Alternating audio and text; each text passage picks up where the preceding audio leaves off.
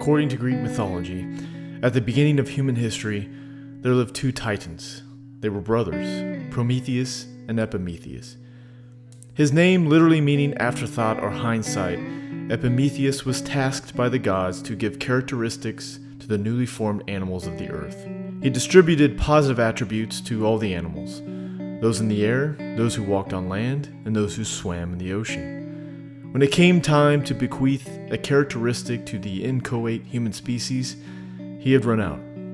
His brother Prometheus, however, whose name means foresight, took on his brother's task and gifted humans fire from Mount Olympus, which is, in my opinion, an allegory for consciousness.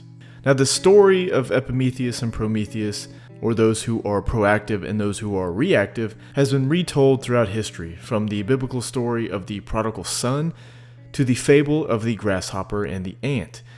This trope has repeated in mythologies and fairy tales because it is a simple way to communicate the complex reproductive strategies of humans. It's called RK selective theory, and I suggest you click this link to watch my video about it. Simply put, humans either practice forethought and sacrifice for the future, for their children, and they are called Ks, or they consume in the present and embody destruction.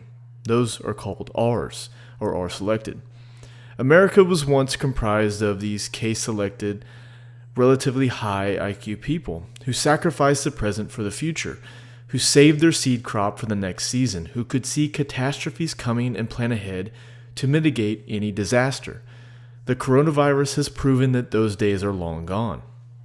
The insane panic buying that occurred in most states wherein the shelves were stripped bare demonstrates that millions of Americans failed to prepare for the threat of the virus after almost 2 months of warning when corona was wreaking havoc throughout Europe and Asia. Only weeks in of even suggesting a quarantine in the US, and Americans are already clamoring for the government to subsidize the few weeks of work they have missed. Do they not have enough savings to survive only a few weeks of unemployment? No, they don't. According to this article, 69% of Americans have less than $1,000 in savings. That might be a bloated statistic, because in my research I've seen at 45 to 58%. It's still a bleak statistic. Now I want to read more from this article. It says almost half of respondents, 45%, said that they have $0 in a savings account. Another 24% said that they have less than $1,000.